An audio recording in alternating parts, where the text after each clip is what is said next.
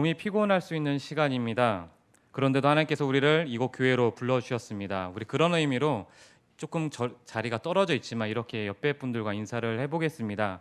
하나님께서 오늘 당신과 친해지고 싶어 하십니다 라고 인사를 좀 해볼까요? 하나님께서 오늘 당신과 친해지고 싶어 하십니다. 제가 한번 여러분들께 질문 하나 해보겠습니다. 여러분은 이성과 친해지고 싶다는 생각이 들거나 혹은 이성을 알고 싶다 이런 생각이 드실 때, 물론 이제 한참 오래전 얘기겠지만요, 보통 어떻게 행동을 하셨나요? 여기 계신 분들은 대다수 결혼을 하셨기 때문에 앞서 말씀드린 것처럼 너무 먼 얘기라고 생각하실 수 있을 것 같아요. 그러면 제가 이것을 좀 더 축약해서 말씀을 좀 드려볼게요. 결혼하시기 전에 지금 남편 되시는 분, 아내 되시는 분을 만날 때 이분들을 만나기 위해 어떤 노력을 하셨나요? 아마도 여기 계신 분들은 여러 가지 다양한 방법을 아마 사용하셨을 거예요. 예를 들면 좋아하는 남자 혹은 여자 그 주위를 맴도는 것입니다. 그가 혹은 그녀가 자주 가는 도서관, 카페, 슈퍼마켓 등 장소 불문하고 그 남자나 그 여자가 있는 장소라면 무조건 가는 것이죠. 왜 이렇게 할까요? 그 남자 혹은 그 여자와 친해지기 위해 이런 행동을 우리는 하게 되는 것입니다. 어떻게든 한 번이라도 눈에 띄어야 말이라도 걸어볼 수 있고 이것이 계기가 되어 친해질 수 있기 때문이죠. 만약 상대방이 동성 친구라면 그 친구와 더욱 가깝게 지내고 싶다는 생각이 들 때 이보다 더욱 적극적인 방법을 우리는 사용할 때가 있죠. 대표적으로 그 동성 친구네 집에 놀러 가는 것입니다. 사실 자신이 사는 집을 상대방에게 공개하는 것은 쉬운 일은 아니에요. 왜냐하면 자신의 모든 것이 그대로 드러나기 때문입니다. 그래서 아무리 친한 친구 사이라도 집 공개를 꺼려하는 친구들도 있죠. 그런데 이런 부담을 무릅쓰고 동성 친구네 집에서 놀면 예전보다 관계가 돈독해지는 것을 우리는 경험하곤 했습니다. 저도 마찬가지였어요. 좋아하는 여자를 한 번이라도 보기 위해 주위에 친한 동생들이 팀을 이루었거든요. 그래서 그 여자랑 어떻게든 만나게 해주려고 이런 작전을 펴기도 했었고요. 친한 동생이나 친구와 더 친해지기 위해서 지금도 그 집에 놀러 가거나 혹은 같이 시간을 보낼 때가 있습니다. 오늘 본문도 이와 비슷한 장면이 나타나고 있습니다. 오늘 내용은 누구나 다 알고 있는 것처럼 예수님과 삭개오에 대한 내용인데요. 이 시간 이 내용을 천천히 살펴보고자 합니다.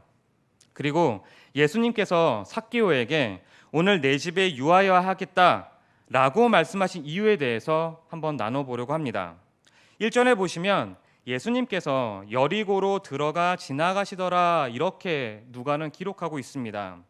여기서 들어간다는 뜻은요, 밖에서 안으로 들어간다는 말입니다. 다시 말씀을 드려서 지금 예수님께서는 여리고 밖에 계시다가 여리고 안으로 지금 들어가는 상황이셨다는 거죠. 그리고 지나가시더라는 표현은 어느 장소를 통과한다는 의미입니다. 즉 예수님께서는 여리고에 머물 계획이 없었다는 것이에요. 그러면 지금 예수님께서는 어디를 가고 계셨던 것일까요? 이 내용이 누가복음 18장 31절에 나옵니다. 제가 읽어드릴게요. 예수께서 12 제자를 데리시고 이르시되 보라 우리가 예루살렘으로 올라가노니 선지자들을 통하여 기록된 모든 것이 인자에게 응하리라. 즉 예수님께서는 지금 예루살렘으로 가고 계시는 상황이었다는 겁니다. 예수님께서 예루살렘으로 가셔서 무엇을 하기 위해 지금 가고 계시는 걸까요? 아시는 것처럼 십자가에서 죽기 위해 가고 계신다는 것입니다. 이것이 예수님의 계획이었습니다. 그리고 지금 예수님이 들르고 계시는 이 여리고에 대해서 우리가 살펴볼 필요가 있습니다. 이 도시는요, 오래된 도시였습니다. 예루살렘으로 가는 여러 길목 중에 하나였던 도시였습니다. 여리고 지역이 이렇게 도시로 발전할 수 있었던 가장 큰 원인은요, 이곳에 물이 많이 있었기 때문입니다. 그래서 이 지역에만 유독 물이 많아서 비옥한 땅이 있었고요. 많은 나무와 숲이 무성하게 자랄 수 있었습니다.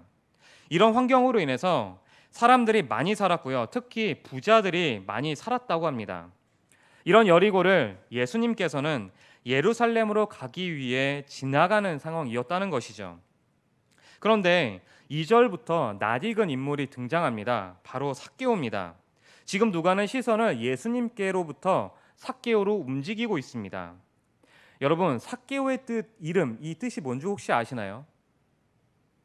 이 삭개오의 이름의 뜻은요, 의로운, 순결한 이런 뜻입니다. 그럼 제가 한번 여쭤볼게요.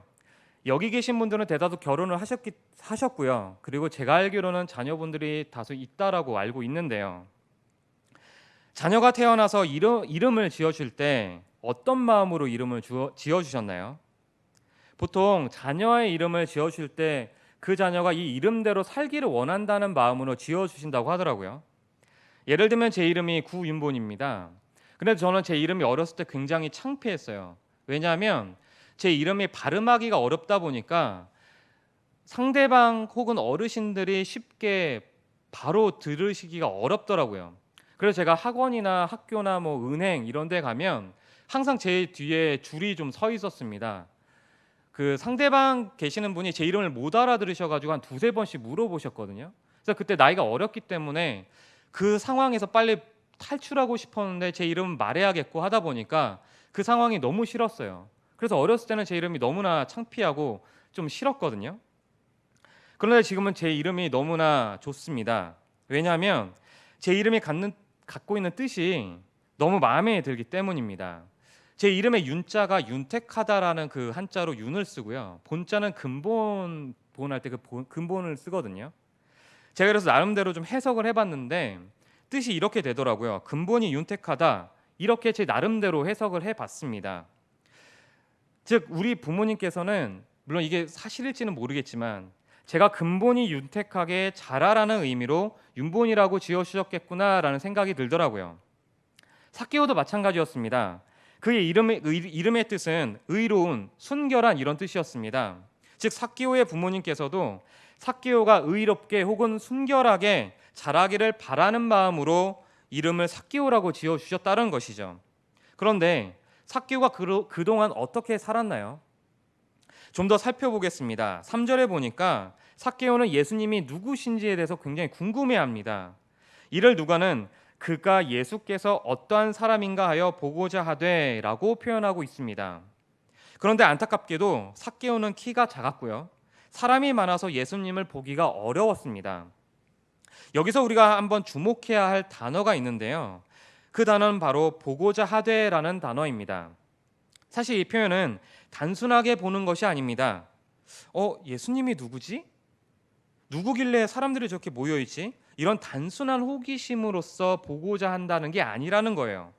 이 구절에서 말하는 보고자 하되라는 이 진짜 의미는요, 보고 또 보고 계속 보는 겁니다. 예수님을 정말로 보고 싶은 마음이 있어서 어떻게든 예수님을 보려고 노력하는 장면이에요. 즉 예수님을 보고 싶은 그 갈망으로 가득 차 있는 모습을 누가는 그대로 보여주고 있다라는 것이죠. 그런데 이런 삭개오의 마음과는 반대로 지금 일어나고 있는 상황은 녹록지가 않았습니다. 자신의 키는 작았고요. 사람들은 많았습니다. 누가 봐도 예수님을 보는 것을 포기할 수 있는 상황이었습니다. 예수님을 못 봤다고 하더라도 어쩔 수 없다는 그런 당연하게 생각할 수 있는 상황이었다는 것이죠. 그런데 이 삭개오는 다르게 행동을 합니다. 4절에 보니까 예수님을 보기 위해 어떻게 행동을 하나요? 앞으로 달려갑니다. 그리고 돌 무화과 나무 위로 올라갑니다. 그랬더니 때마침 예수님께서 그 나무 밑으로 지나가는 상황이었다는 것이죠. 5절에 보니까 예수님께서 이 삭개오를 보고 이렇게 말씀을 하십니다. 속히 내려오라. 내가 오늘 내 집에 유하여야 하겠다. 이렇게 말씀을 하고 계십니다. 이 구절에서 쓰인 이 속히라는 단어는요, 서두르다라는 뜻입니다. 결국 지금 예수님께서는 삭개오에게 서둘러서 얼른 내려와라. 내가 오늘 내 집에 유하여야 하겠다라고 말씀을 하시는 것이죠. 특히 오늘 내 집에 유하여야 하겠다 이 말은 예수님의 의지가 담겨 있습니다. 영어로 이 구절을 번역해서 보면요, I must라는 단어를 쓰고 있습니다. 즉 반드시 내가 오늘 너의 집에 머물겠다는 예수님의 의지가 이 구절에 담겨 있다라고 말씀을 드릴 수 있습니다. 그러면 예수님께서는 왜 삭개오에게 이런 말씀을 하셨던 것일까요? 하나는요, 예수님께서는 삭개오가 예수님 자신을 정말로 보고 싶어 한다는 그 마음을 아셨기 때문에 이 말씀을 하셨다는 겁니다. 그래서 예수님께서는 삭개오에게 반드시 내가 오늘 너의 집에 머물겠다라고 말씀하셨던 것이죠. 사실 지금 예수님께서 삭개오에게 보여주시는 이 말씀은 당시에는 상상할 수도 없는 말씀이었습니다. 왜냐하면 오늘 본문 7절에도 나오지만 이 당시의 세인은 죄인 취급을 받는 사람들이었기 때문입니다. 여러분, 세리가 어떤 사람이었나요? 당시 로마 제국과 손을 잡고 한 시대를 살았던 무리 중에 한 그룹이었습니다. 사실 세리들이 로마 정부와 이렇게 결탁할 수밖에 없었던 것은요, 세리를 로마 정부가 고용하고 있었기 때문입니다. 즉 세리들의 목숨을 이 로마 정부가 갖고 있었다라는 거예요. 그래서 세리들은 백성들에게 이 받은 돈의 일정 부분만 챙기고요, 나머지는 로마 정부에 갖다 바쳐주는 이런 일들을 행했던 것이죠. 이런 세리의 행동 때문에 율법으로 세리들이 회당 예배에 들어오는 것을 막았습니다. 그리고 법정에 세우지도 않았고요, 유대인들은 세리 집에 아예 들어가지도 않았습니다. 세리도 유대인의 집에 들어오지도 못했고요, 심지어 거지들도 세리가 주는 돈을 받지 않았다고 합니다. 이 정도로 당시의 사람들은 세리를 굉장히 미천하고 천하게, 말씀드렸던 것처럼 죄인처럼 취급을 했다는 것입니다. 이런 분위기 속에서 삭개오가 예수님을 위한 방금 했던 행동들은요, 얼핏 보기에는 이해하기 어려운 모습입니다.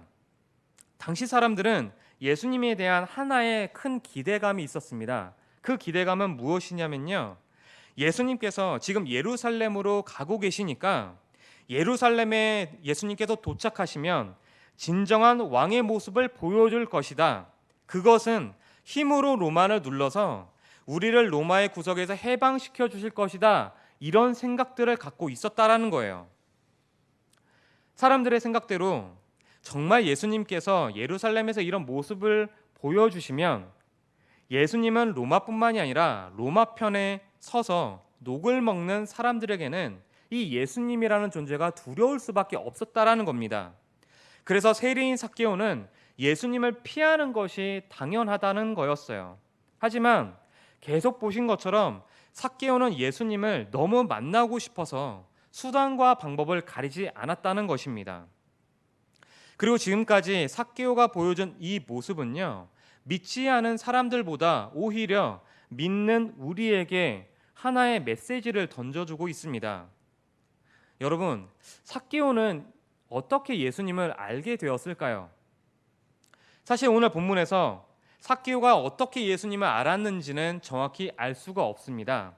하지만 성경에서 그나마 힌트가 될 만한 구절을 찾아볼 수 있는데요, 바로 오늘 본문 앞에 나오는 누가복음 18장 35절에서 43절의 내용이 바로 그렇습니다. 이 내용은요, 예수님께서 여리고에 가까이 가셨을 때 일어났던 일들입니다. 예수님께서 한 맹인을 만나십니다. 그리고 예수님께서는 이 맹인이 볼 수 있도록 치료해 주시죠. 이 광경을 본 백성들은 하나님을 찬양합니다. 그리고 오늘 본문이 시작되고 있거든요. 이를 통해 우리가 알 수 있는 것은 삭개오가 여리고에 있었기 때문에 충분히 예수님의 명성을 들었을 가능성이 있다는 것입니다. 그리고 삭개오는 예수님의 제자에 대해서 들었을 겁니다. 예수님의 제자 중에서 세리였던 제자가 있었습니다. 그 제자 이름이 혹시 누군지 아세요? 바로 마태였습니다. 삭개오는 이 부분도 분명히 들었을 거예요. 삭개오는 이 부분에 대해서 듣고 나서 이런 생각을 했을 겁니다.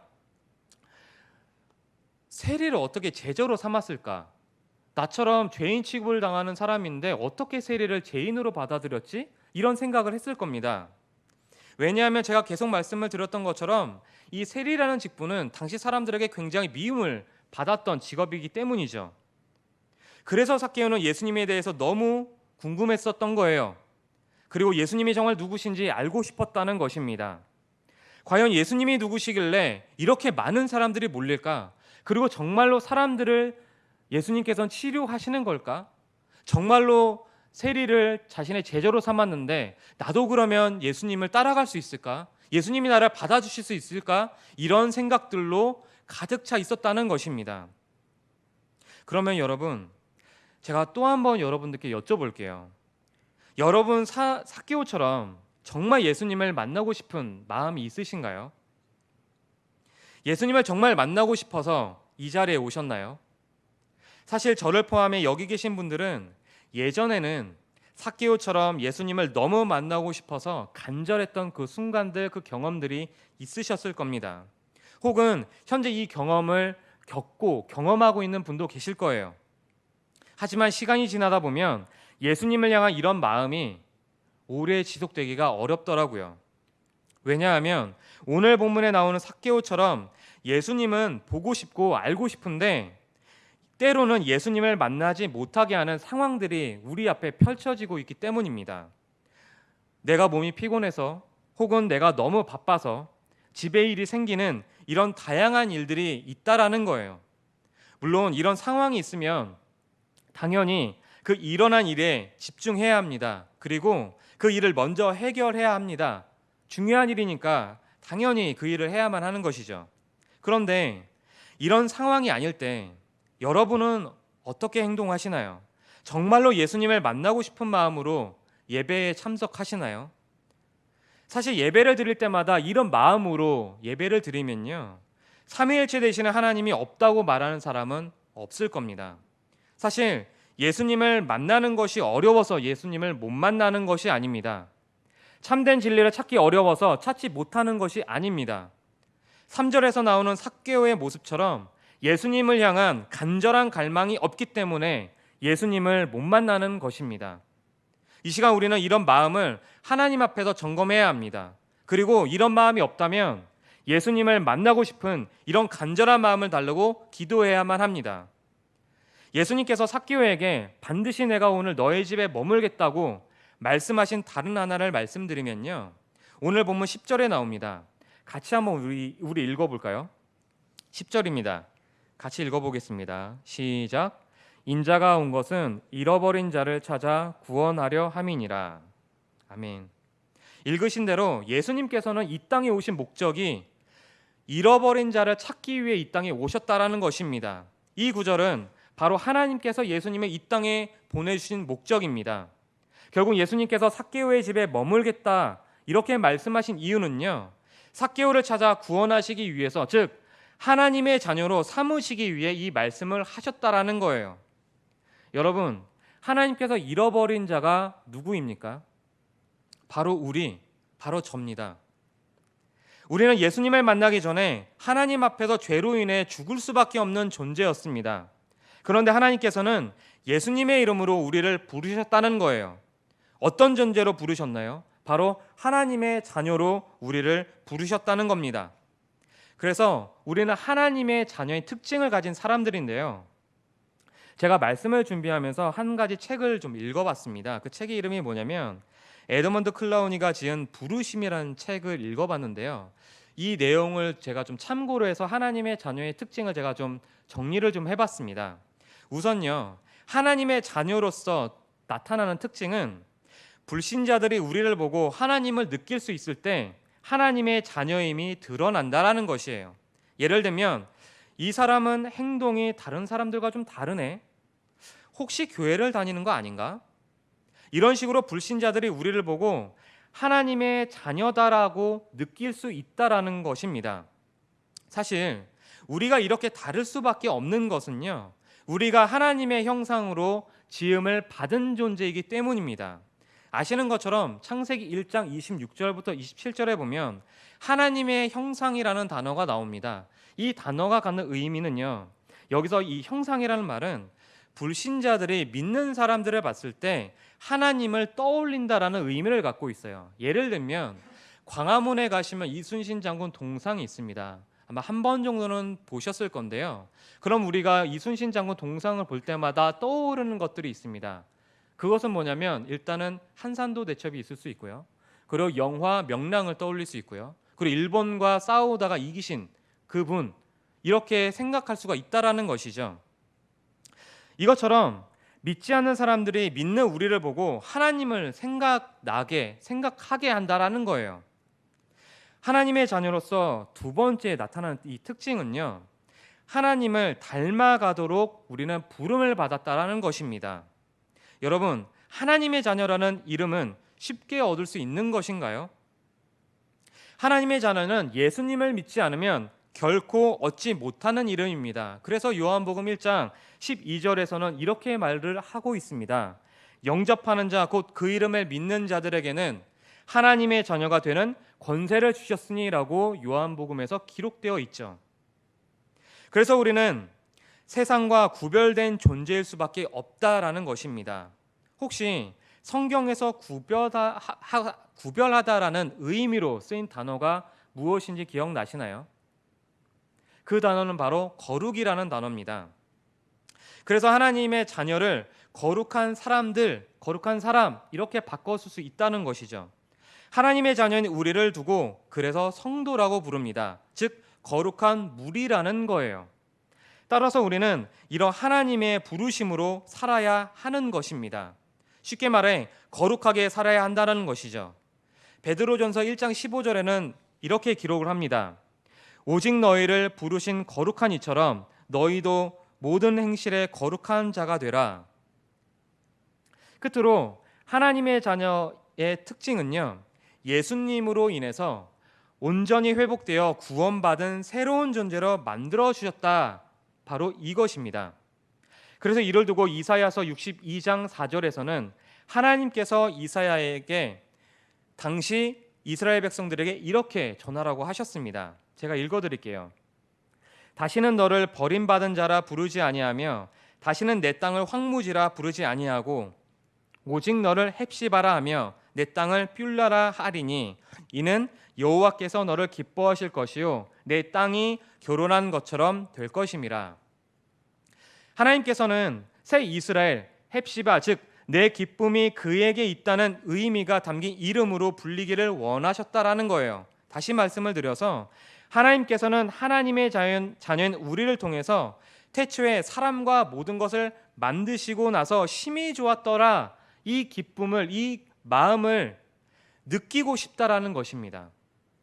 예수님께서는 지금 삭개오도 이와 같이 진정한 하나님의 자녀가 되기를 원하셨다라는 거예요. 그래서 반드시 내가 오늘 너의 집에 머물겠다, 이렇게 말씀을 하셨던 겁니다. 이처럼 예수님께서는 한 영혼, 즉 나에게 항상 관심이 있으신 분입니다. 제가 서두에 말씀을 드렸죠. 우리가 좋아하는 이성 친구나 동성 친구와 친해지고 싶어하면 다양한 방법을 가지고 어떻게든 친해지려고 합니다. 예수님께서는 또 이와 비슷하게 우리 주위에, 내 주위에 늘 함께 계시는 분이세요. 다시 말씀을 드려서 예수님께서는 우리 주위를 항상 맴돌고 계시다라는 거예요. 그런데 우리는 이런 예수님을 두고서 항상 이 예수님께 관심을 두고 살고 있나요? 여러분도 아시는 대로 우리도 예수님께 눈을, 마음을 고정하고 싶습니다. 하지만 이것이 생각처럼 쉽게 되지 않아요. 왜냐하면 내가 먼저 사는 것이 중요하기 때문에, 내가 누구보다 안정적으로 살아야 하기 때문에 예수님께 눈을 고정하기보다 나의 편안함과 안락함에 집중할 수밖에 없다라는 겁니다. 이런 삶을 산 사람이 누구였나요? 바로 오늘 본문에 나오는 삭개오였다는 겁니다. 돈을 좀 더 모으면, 좋은 자리로 올라가면 내 삶이 안전하고 평안하니까 이것을 지키려고 노력했던 사람이 바로 삭개오였다는 거예요. 이런 삭개오가 그렇게 만나고 싶어하던 예수님을 제대로 만나니까 변하기 시작을 했습니다. 그 내용이 바로 6절에 나옵니다. 급히 내려와 즐거워하며. 누가 내려와서 즐거워했나요? 바로 이 삭개오가 내려와서 즐거워했습니다. 여기서 즐거워하다는 단어는요, 누가복음 15장 5절과 32절에 나오는 단어와 똑같습니다. 놀라운 사실은요, 이 누가복음 15장은 예수님께서 모인 그 사람들에게 잃은 것을 찾았다라는 그 내용을 비유로서 설명하시는 내용이 담긴 장이에요. 그래서 누가복음 15장에 나오는 이 비유의 공통적인 특징은요, 바로 잃은 것을 찾은 주인이 즐거워했다라는 것입니다. 이를 토대로 오늘 본문 6절을 보면 삭개오가 즐거워했다는 것은 주인이 잃은 것을 다시 찾아서 즐거워했듯이 삭개오도 그렇게 보고 싶던 예수님을 보니까 잃은 것을 다시 찾은 것만큼 기뻤다라는 거예요. 7절에 보니 예수님께서 정말로 삭개오의 집에 가니 사람들이 수군거리기 시작합니다. 유대인이 정말 삭개오의 집에 들어갔대? 이러면 안 되는데, 이런 분위기가 있었다라는 거예요. 8절에 삭개오가 서서 예수님께 말합니다. 자신의 소유의 절반을 가난한 자들에게 주겠습니다. 그리고 만약 누구의 것을 속여서 빼앗은 일이 있으면 네 갑절이나 갚겠나이다, 이렇게 이야기를 합니다. 즉 삭개오는 예수님께 자신이 갚을 수 있을 만큼 최대한으로 갚겠다라고 말을 하고 있는 것이죠. 예수님을 삭개오는 제대로 막 끝났기 때문에 지금 이와 같은 변화가 있다라는 거예요. 이런 삭개오의 모습을 보고 예수님께서는 9절에 말씀을 하십니다. 오늘 구원이 이 집에 이르렀다. 이 사람도 아브라함의 자손이다. 이 말씀은 본토 아비집을 떠나서 하나님 한 분만 온전히 붙잡고 한 치 앞도 모르는 그 땅에서 살아갔던 아브라함처럼 돈과 지위가 자신을 영원히 지켜줄 것이라고 생각했던, 그리고 그렇게 믿었던 삭개오가 이제는 이것을 떠나서 온전히 예수님을 믿고 혈통뿐만이 아니라 아브라함처럼 믿음으로 살고자 했기 때문에 예수님께서 오늘 이 가정에 구원이 임했다라고 말씀을 하고 계신다라는 거예요. 여러분, 오늘 우리는 너무 잘 알고 있는 이 삭개오와 예수님과 삭개오에 대한 이야기를 나눴습니다. 삭개오는요, 예수님이 누구신지 정말 궁금했어요. 왜냐하면 예수님에 대한 평판이 너무나도 좋았기 때문입니다. 그래서 예수님께서 여리고를 지나가신다는 소식을 듣고 예수님을 보기 위해 어떻게든 노력했습니다. 이런 모습을 보신 예수님께서는 삭개오에게 말씀하셨죠. 내가 오늘 내 집에 유하여야 하겠다. 즉 반드시 내가 오늘 너의 집에 머물겠다, 이렇게 말씀을 하셨던 겁니다. 예수님께서 삭개오에게 이렇게 말씀하신 분명한 이유가 있습니다. 하나는요, 삭개오가 예수님 자신을 정말로 보고 싶어 한다는 것을 예수님께서 아셨기 때문입니다. 다른 하나는요, 예수님께서는 삭개오를 진정한 하나님의 자녀로 삼고자 하셨기 때문에 이렇게 말씀을 하셨던 거예요. 여러분, 예수님을 만나는 그때는요, 다른 때가 아닙니다. 바로 지금 이 순간입니다. 코로나19로 마음이 어렵고 힘드시겠지만 이 시간 우리의 모든 것을 하나님 앞에 온전히 내려놓고 삼위일체 되시는 하나님을 집중합시다. 그래서 삭개오처럼 삼위일체 되시는 하나님을 간절히 만나고 싶어하는 마음이 생겨서 온전한 하나님의 자녀로 회복이 되는 시간이 되시기를 예수님의 이름으로 기도합니다.